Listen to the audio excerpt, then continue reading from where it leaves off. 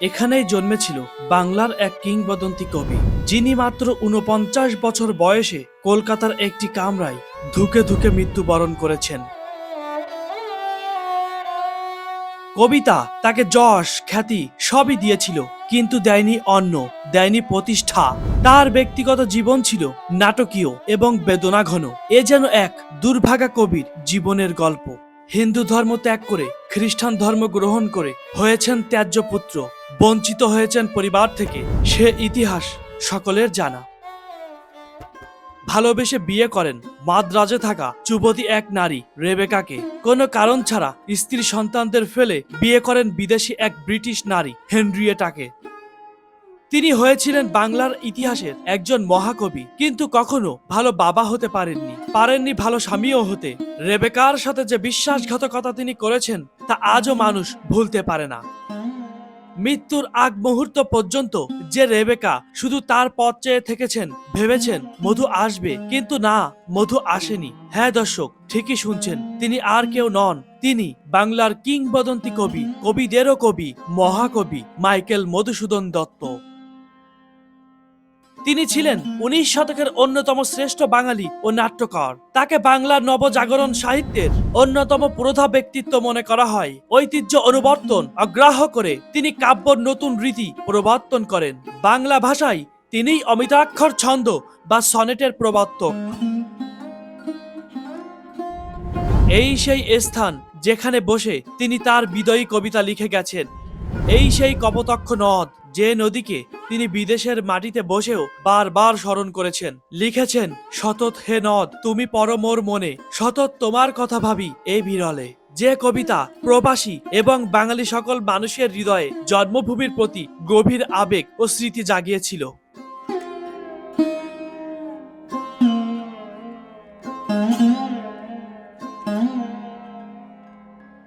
বাংলাদেশের যশোর জেলার সম্ভ্রান্ত কায়স্থ পরিবারে জন্মগ্রহণ করেন মধুসূদন দত্ত। যৌবনে খ্রিস্টান ধর্ম গ্রহণ করে তিনি মাইকেল মধুসূদন দত্ত নাম গ্রহণ করেন এবং পাশ্চাত্য সাহিত্যের দুর্নিবার আকর্ষণে ইংরেজি ভাষায় সাহিত্য রচনা মনোনিবেশন করেন। জীবনের দ্বিতীয় পর্বে মধুসূদন নিজের মাতৃভূমির প্রতি মনোযোগী হন। তার শ্রেষ্ঠ কীর্তি রামায়ণের উপখ্যান অবলম্বনে অমৃতাক্ষর ছন্দে রচিত মহাকাব্য মেঘনাদব কাব্য, যা তাকে করেছেন অমর। আজ আমি যাচ্ছি সেই মধুসূদন দত্তের পৈতৃক জন্মভিটায়, যেখানে তার জন্ম, সেখানে তার শৈশব কৈশোর ও জীবনের অনেকটি সময় কাটিয়েছেন। সেখানে আজও বয়ে চলা সেই কপোতক্ষ নদ, যে নদটির নাম উচ্চারিত হলে দেশ বিদেশে ছড়িয়ে ছিটিয়ে থাকা প্রতিটি বাঙালির হৃদয় জেগে ওঠে চিরচেনা বাংলা স্মৃতি আর অতীতের স্নিগ্ধ আবেগ। আজ সেই সব মানুষেরা না থাকলেও তাদের স্মৃতি হয়তো আজও তারা করে বেড়াচ্ছে। এই যে আমি ভ্যান গাড়িতে করে যাচ্ছি, কিন্তু আমার আর তর সইছে না। বারবার আমি সামনের দিকে তাকাচ্ছি, এ যেন পথ শেষ হচ্ছে না। পাশে থাকা এই মাসিকে বললাম, আর কত দূর? তার কাছে প্রশ্ন করতে থাকলাম মধুসূদন দত্তের পারিবারিক সম্পর্কে, কারণ তার বাড়িও নাকি সেখানে। সুন্দর এই পথ এক সময় এত সুন্দর ছিল না। এখানে ছিল মেঠো পথ, রাস্তা, চারিপাশে সবুজে ঘেরা জঙ্গল। বর্তমান সভ্যতার এই নগরীতে সব যেন অনেকটা পরিবর্তন হয়েছে। দেখতে দেখতে আমরা চলে এলাম আমাদের গন্তব্য স্থানে। এটাই কি সেই বাড়ি? এখানেই আমাদের কবির জন্ম হয়েছিল? এটাই কি সেই উঠান যেখানে তিনি এক পা দুপা করে হাঁটতে শিখেছেন? এটাই কি সেই পুকুর, যে পুকুরে তিনি গোসল করেছেন? আহা, সব যেন আজ কেমন নিস্তব্ধ। 1824 সালে 25শে জানুয়ারি বাংলাদেশের যশোর জেলার কেশবপুর উপজেলার সাগরদাড়ি গ্রামে জন্মগ্রহণ করেন এই কিংবদন্তি কবি। তিনি ছিলেন রাজনারায়ণ দত্ত ও তার প্রথমা পত্নী জহুবা দেবীর একমাত্র সন্তান। তার বাবা রাজনারায়ণ দত্ত কলকাতা সদর দেওয়ানি আদালতের একজন খ্যাতনামা আইনজীবী ছিলেন। 13 বছর বয়স থেকে মধুসূদন দত্ত কলকাতায় বসবাস করতে থাকেন। বন্ধুরা, আমি এখন যে ভবনটির সামনে দাঁড়িয়ে আছি, এটি ছিল মাইকেল মধুসূদন দত্তের কাকার বাড়ি। অর্থাৎ এই পুরো বাড়িটা মিলেই ছিল একটা পরিবার, যৌথ পরিবার, তারা এখানে বসবাস করতেন। এবং এই পরিবেশ দেখে বোঝাই যাচ্ছে তারা কতটা সম্ভ্রান্ত পরিবারের সন্তান ছিলেন। তিনি ছিলেন রাজনারায়ণ দত্ত ও তার প্রথমা পত্নী জহুবা দেবীর একমাত্র সন্তান। তার বাবা রাজনারায়ণ দত্ত কলকাতা সদর দেওয়ানি আদালতের একজন খ্যাতনামা আইনজীবী ছিলেন। 13 বছর বয়স থেকে মধুসূদন দত্ত কলকাতায় বসবাস করতে থাকেন। খিদিরপুর অঞ্চলে সার্কুলার গার্ডেন রিচ রোডে তিনি একটি বিশাল অট্টালিকা নির্মাণ করেছিলেন। তবে সাগরদাড়িতেই মধুসূদন দত্তর ছেলেবেলা কেটেছিল। তার মা জাহ্নবী দেবীর কাছ থেকে মধুসূদনের প্রাথমিক শিক্ষার সূত্রপাত ঘটে। জাহ্নবী দেবী তাকে রামায়ণ, মহাভারত, হিন্দু পৌরাণিক কাহিনী ইত্যাদির সঙ্গে পরিচিত করে তুলেছিলেন। এই সাগরদাড়ির পাশের গ্রামে শেখরাপুর মসজিদের বিদ্বান ইমাম মুফতি লুৎফুল হকের কাছ থেকে মধুসূদন দত্তের বাল্যকালের বাংলা, ফার্সি ও আরবি শিক্ষা গ্রহণ করেন। 13 বছর বয়সে মধুসূদন দত্ত কলকাতায় পাড়ি দেন। স্থানীয় স্কুলে কিছুদিন পড়াশোনার পর তিনি হিন্দু কলেজ, বর্তমান প্রেসিডেন্সি বিশ্ববিদ্যালয়ে ভর্তি হন। মেধাবী ছাত্র হওয়ায় অচিরেই মধুসূদন দত্ত কলেজের অধ্যক্ষ DL রিচার্ডসনের প্রিয় ছাত্র হয়ে ওঠেন। মাত্র 18 বছর বয়সেই মহাকবি হওয়ার এবং বিলেত যাওয়ার উচ্চাকাঙ্ক্ষা তার মনে বদ্ধমূল হয়ে ওঠে। 1843 সালে রেভারেন্ড কৃষ্ণমোহন বন্দ্যোপাধ্যায়ের কাছে মধুসূদন দত্ত খ্রিস্টান ধর্ম গ্রহণ করার ইচ্ছা প্রকাশ করেন। ওই বছর 8ই ফেব্রুয়ারি 18 বছর বয়সে মিশন রোতে অবস্থিত অল্ড মিশন চার্চ নামে একটি অ্যাংলো গির্জায় গিয়ে তিনি খ্রিস্টান ধর্মান্তরিত হন।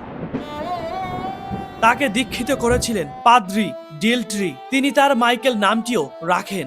এরপর মধুসূদন পরিচিত হন মাইকেল মধুসূদন নামে।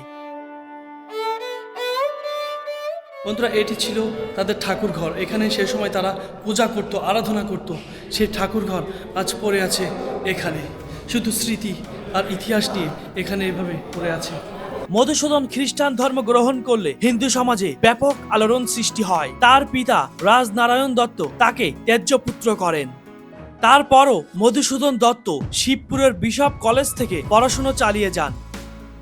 তার পিতা তাকে ত্যায্যপুত্র করলেও বিশপ কলেজে থাকা অবস্থায় পড়াশোনার ব্যয়ভার বহন করেছিলেন। কিন্তু 4 বছর পর তিনি টাকা পাঠানো বন্ধ করে দেন। কলেজের পাঠ শেষ করার পর কলকাতায় চাকরির চেষ্টা করলে ব্যর্থ হন মধুসূদন। ছিল কবির পৈতৃক কাছারি ভবন। এই যে দেখুন, সেই সময়কার ভবন এখনো সংরক্ষণভাবে টিকে রয়েছে। এটি কিন্তু প্রত্নতত্ত্ব অধিদপ্তরের। বিশপ কলেজের কয়েকজন মাদ্রাজি ছাত্রের সঙ্গে মধুসূদন দত্তের বন্ধুত্ব হয়েছিল। তাদের সঙ্গে তিনি ভাগ্যের খোঁজে চলে যান মাদ্রাজে, অর্থাৎ অধুনা চেন্নাই। মাদ্রাজে পৌঁছানোর পর মাদ্রাজে মিশনারিদের কাছ থেকে তিনি কোনো প্রকার সাহায্য পাচ্ছিলেন না। কলকাতায় বিশপ কলেজে থাকা অবস্থায় চার্লস গিনেট নামে তার একজন ঘনিষ্ঠ বন্ধু ছিলেন। সেই বন্ধুর বাবা ছিল মাদ্রাজ শহরের একটি বয়েজ অরফান অ্যাসাইলামের সেক্রেটারি। সেখানে ইউরোপিয়ান বা অ্যাংলো ইন্ডিয়ানদের অনাথ ছেলেদের থাকা খাওয়ার ব্যবস্থা ছিল। বন্ধুর বাবার সাহায্যে তিনি সেই আশ্রমে মাসিক 46 টাকা বেতনে একটি শিক্ষকতার চাকরি পেলেন। বেশিরভাগ এখানে রয়েছে। এই যে দেখুন, চতুর্থ স্বর্গ অশোকবন, এই যে আমার পাশে দেখুন, এবং তৃতীয় স্বর্গ সমগম, সবই এখানে রয়েছে বন্ধুরা। এই যে দেখুন, তৃতীয় স্বর্গ অস্ত্রলাভ। সেই বয়েজ অরফান অ্যাসাইলামের পাশেই ছিল একটি ফিমেল অরফান অ্যাসাইলাম। মাঝে মাঝে এই দুই অ্যাসাইলামের ক্লাসের ছাত্র এবং ছাত্রীদের নিয়ে ক্লাস করানো হতো। অর্থাৎ মধুসূদন অনাথ ছাত্রদের শিক্ষকতা করলেও অনাথ ছাত্রীদেরকেও শিক্ষকতা করতেন।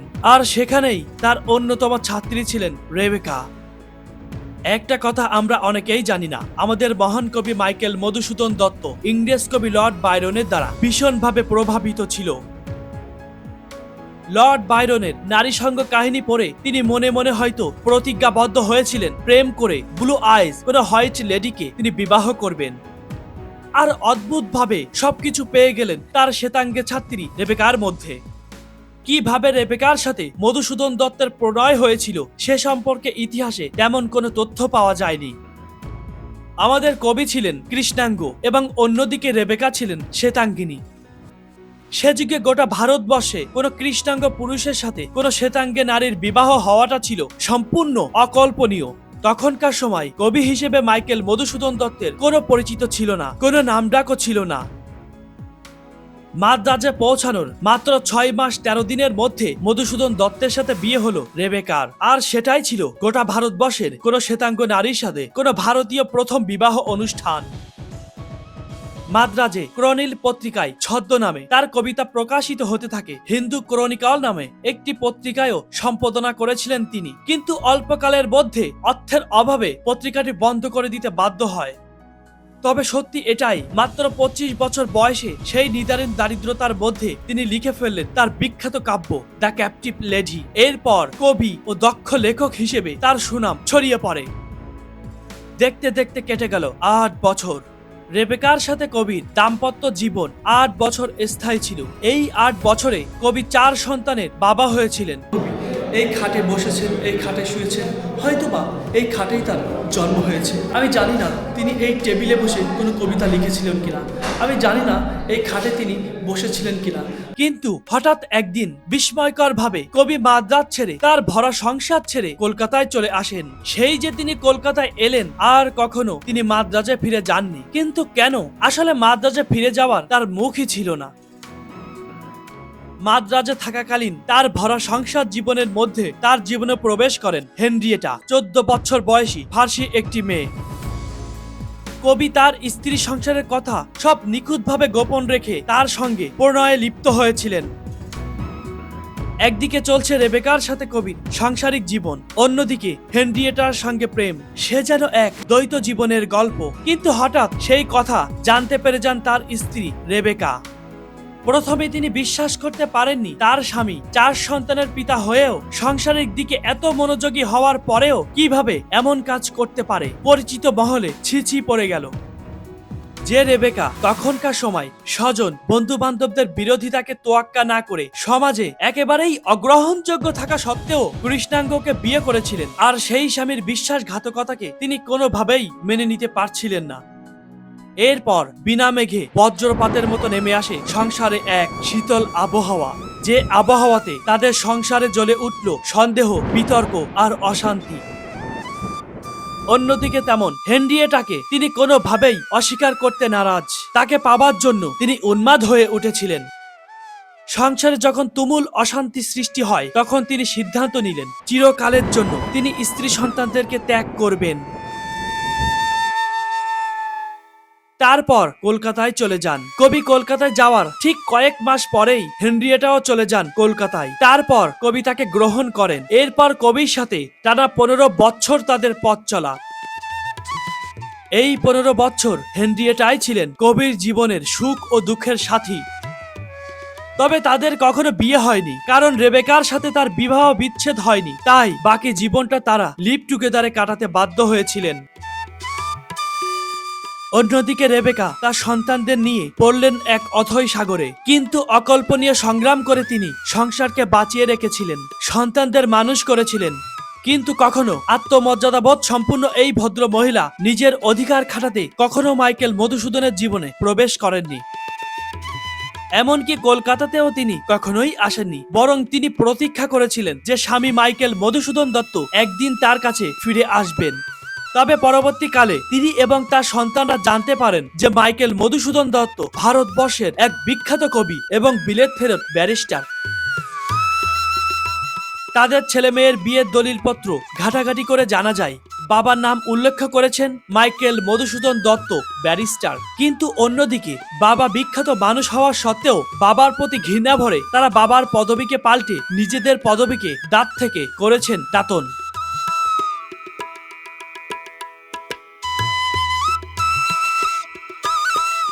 কিন্তু অন্যদিকে রেবেকা তাদের মা কখনো তার পদবি পরিবর্তন করেননি। তিনি যখন মারা যান তখন চার্লসের খাতায় তার নাম ছিল রেবেকা টমসন ডাট। শোনা যায় তার মৃত্যুর পর তার বালিশের নিচ থেকে তাদের বিবাহের রেজিস্ট্রি কাগজপত্র পাওয়া গিয়েছিল। অনেকে বলেন কবির মৃত্যুর পর তিনি 10 বছর বেঁচে ছিলেন ঠিকই, আমৃত্যুই তিনি এই আশাতে ছিলেন যে তার স্বামী মাইকেল মধুসূদন দত্ত একদিন না একদিন তার কাছে আসবেই। এই রেবেকা ছিলেন কবির জীবনের প্রথম প্রেম ও বিবাহের সাক্ষী, কিন্তু তার সাথে সম্পর্কের এমন অকম্ভেক নাটকীয় সমাপ্তি ইতিহাসে এক বেদনাময় অধ্যায় হিসেবে রয়ে গেছে। বন্ধুরা, মহাকবিকে নিয়ে অনেক কথা এখনো বলা হয়নি, তাছাড়া একটি ভিডিওতে বলে শেষ করা সম্ভব নয়। যদি তার জীবনের দ্বিতীয় পর্ব দেখতে চান কমেন্ট করে জানাবেন এবং এই চ্যানেলটি সাবস্ক্রাইব করে আমাদের সাথে থাকুন।